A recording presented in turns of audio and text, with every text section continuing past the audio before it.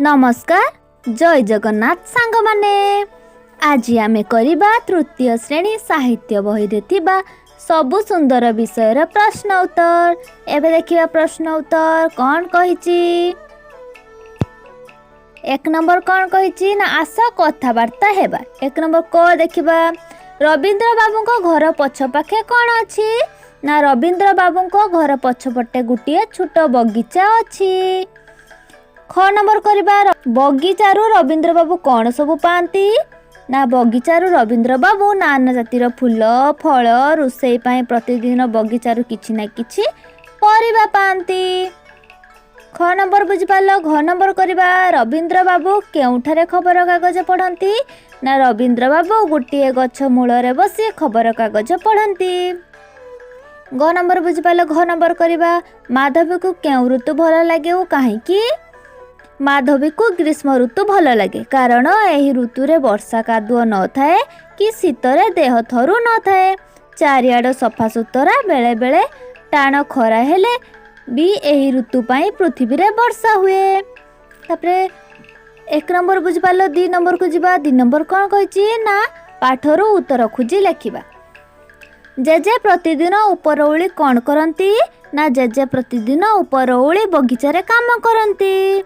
ख नंबर कौन कही रविवार दिन किए किए जेजेंको सह काम करुथिले ना रविवार दिन जेजेंको सहित तांको नाती नातुणी बगीचा रे काम करुथिले। मिट्टू केउ श्रेणी रे पढ़े। मिट्टू पंचम श्रेणी रे पढ़े। मिता को केउ ऋतु भल लागे। मिता को वर्षा ऋतु भल लागे। माधवी को काहे ग्रीष्म ऋतु भल लागे ना ग्रीष्म ऋतु रे वर्षा कादुଅ न थाए कि शीतरे देह थरू न थाए। चारिआड सफा सुतरा बेले बेले टाण खरा हेले भी एही ऋतु पाई पृथ्वी वर्षा हुए सेति पाई माधवी को ग्रीष्म ऋतु भल लागे। 2 नंबर बुझिपाल। 3 नंबर करबा। 3 नंबर कौन कहिची ना आस देखिबा पढ़िबा और लेखिबा। जेपरी नातीर विपरीत लिंग नातुणी हुए पुअर विपरीत लिंग झियो हुए सेहीपरि अजार विपरीत लिंग आई भाईर भौणी मौसा माउसी शिक्षक शिक्षयित्री बापा माँ मामू माई पिउसा पिउसी राजा राणी। बुझिपाल।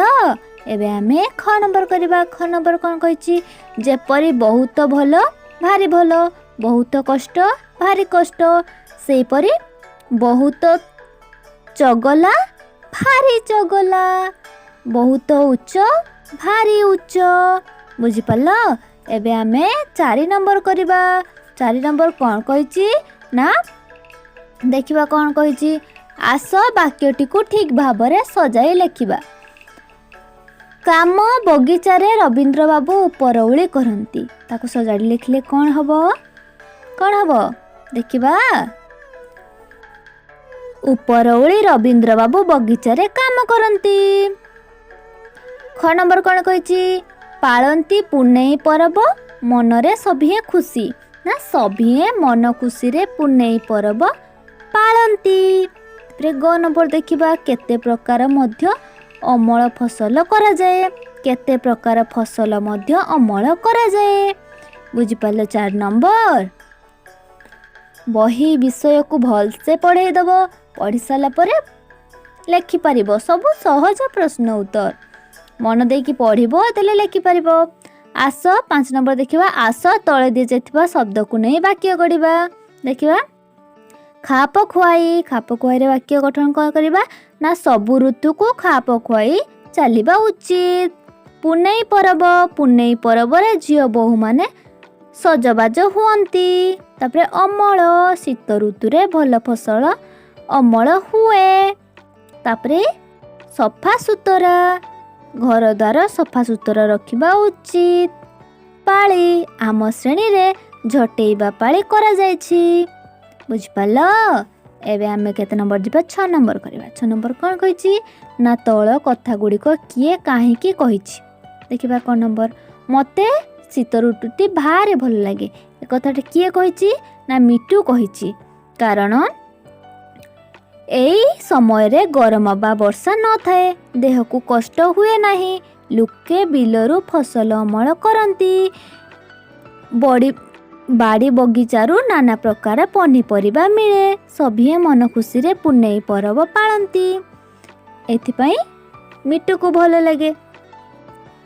ତାପରେ ମୋତେ ବର୍ଷା ଋତୁଟି ଭାରି ଭଲ ଲାଗେ। କାହାକୁ ବର୍ଷା ଋତୁ ଭଲ ଲାଗେ? ମିତା କହିଛି। ମିତାକୁ ବର୍ଷା ଋତୁ ଭଲ ଲାଗେ। ମିତା କହିଛି କାରଣ ଏହି ସମୟରେ ପ୍ରଚୁର ପାଣି ମିଳେ। ଗାଧୁଆ ପାଧୁଆ ଧୁଆଧୁଇ ଖୁବ୍ ସୁବିଧା ହୁଏ। ଚାରିଆଡ଼ ନୂଆ ଗଛପତ୍ରରେ ସୁନ୍ଦର ଦେଖାଯାଏ।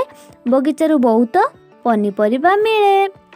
ଗ ନମ୍ବର ଦେଖିବା। ଗ ନମ୍ବର କିଏ କହିଛି ଆଉ କାହିଁକି କହିଛି? ମୋତେ ସବୁ ଋତୁ ସବୁ ମାସ ଭଲ ଲାଗେ। ଏ କଥା କିଏ କହିଛି ନା ଜେଜେ କହିଛନ୍ତି। ଜେଜେଙ୍କୁ ସବୁ ଋତୁ ଭଲ ଲାଗେ କାରଣ ଯେଉଁ ଋତୁ ହେଉନା କାହିଁକି ତାହା ଆମର କିଛି ଉପକାର କରେ। ବୁଝିପାରିଲ? ତେବେ ଆମେ ଘ ନମ୍ବର କରିବା। ମୋତେ ଗ୍ରୀଷ୍ମ ଋତୁଟି ଭଲ ଲାଗେ। କାହାକୁ ଗ୍ରୀଷ୍ମ ଋତୁ ଭଲ ଲାଗେ? ନା ମାଧବୀ କହିଛି। ମାଧବୀକୁ ଗ୍ରୀଷ୍ମ ଋତୁ ଭଲ ଲାଗେ କାରଣ ଏହି ଋତୁରେ ବର୍ଷା କାଦୁଅ ନଥାଏ କି ଶୀତରେ ଦେହ ଥରୁ ନଥାଏ।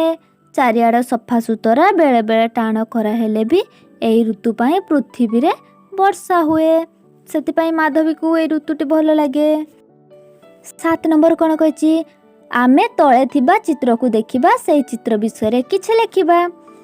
ଦେଖୁଛ ଏଇ ସାଇଡ଼ରେ ଯେଉଁ ଚିତ୍ର ଅଛି, ପିଲାଟି କାଗଜ ଡଙ୍ଗା ଭସୁଛି। ସେଇ ଚିତ୍ରକୁ ଦେଖିକି ଆମେ କିଛି ଲେଖିବା। ବର୍ଷା ହେବା ଫଳରେ ଘର ଆଗରେ ବର୍ଷା ପାଣି ଛିଡ଼ା ହୋଇଛି। ପିଲାଟି କାଗଜରେ ଡଙ୍ଗା ତିଆରି କରି ସେହି ପାଣିରେ ମନ ଖୁସିରେ କାଗଜ ଡଙ୍ଗାଟି ଭସଉଛି। ଆଉ ତମେ ଏଥିରୁ ଯାହା ଜାଣିପାରିବ ଲେଖିବ। ବୁଝିଲ? ଯଦି ମୋର ଭିଡ଼ିଓଟି ଭଲ ଲାଗିଛି ତେବେ ଲାଇକ୍, ସେୟାର, ସବସ୍କ୍ରାଇବ୍, କମେଣ୍ଟ କରିବାକୁ ଜମା ବି ଭୁଲିବନି। ଏହାପରେ କେଉଁ ବିଷୟରେ ପ୍ରଶ୍ନ ଉତ୍ତର କରିବି ତାହା କମେଣ୍ଟ ମାଧ୍ୟମରେ ଜଣାଇବ। ଧନ୍ୟବାଦ।